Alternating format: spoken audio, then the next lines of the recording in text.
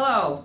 Well, this is the first deadline week, which means in order to have a bill have a chance of passing, it has to be heard in either the House or the Senate policy committee that it's related to. And so everybody is running from committee to committee, scrambling to get their bills heard. Generally, we're not at the Capitol on Friday, but there is a lot of activities.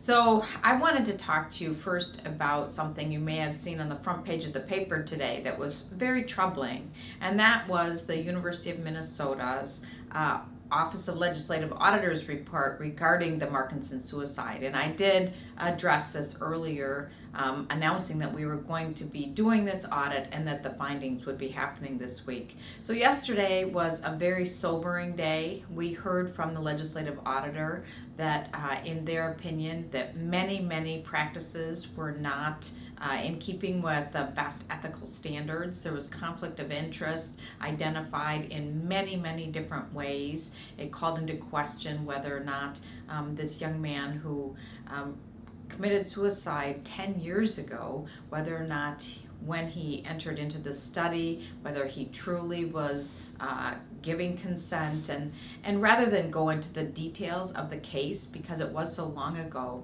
what I'll tell you is that having this report was very important for a few reasons. Number one, there have continued to have been allegations about the University of Minnesota's human subject testing, even in today's times. And so this wasn't an isolated case. We asked the legislative auditor to review this case because there has been so much controversy regarding it. We did not ask the legislative auditor to go and look at any other related cases, but what we found with regard to this particular case was so troubling and raised so many questions that we know significant changes need to be made. We were able to couple this report with also listening to the Senate faculty's report, or the Faculty Senate's report, that they did that looked at current practices today and identified whether or not those were in fact in keeping with the best ethical standards. And that report said unequivocally, no, the University of Minnesota's practices with regard to human subject testing are not up to standard.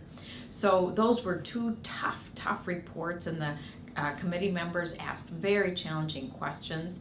And then the president of the university, President Kaler, was joined by Regent Simmons and other members of his team to answer again some pointed questions from the committee.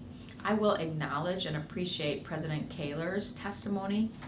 President Kaler apologized to the family of Dan Markinson and said that he died under their care and that was something he was deeply sorry for. And then the president committed to making the reforms that were recommended in the Faculty Senate report. And one of them, those things that he committed to, was also recommended in the legislative auditor's report, and that is that all current human subject testing activities would be stopped until the broader findings were in fact enacted.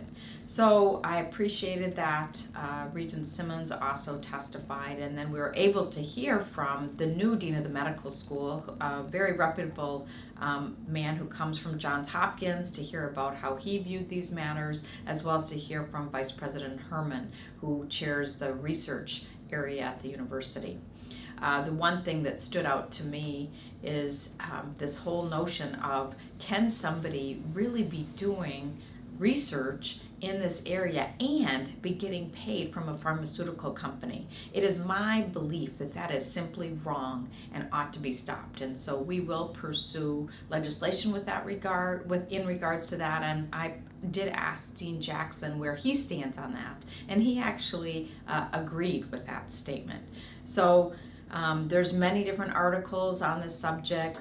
The news coverage was in full force, and it was a troubling occasion to preside over, because certainly I believe strongly in the university and its importance to our state, and so do not want to blemish that reputation, yet we certainly can't be the very best unless we are transparent and accountable for both the past and, even more importantly, how we're going to behave in the present and the future.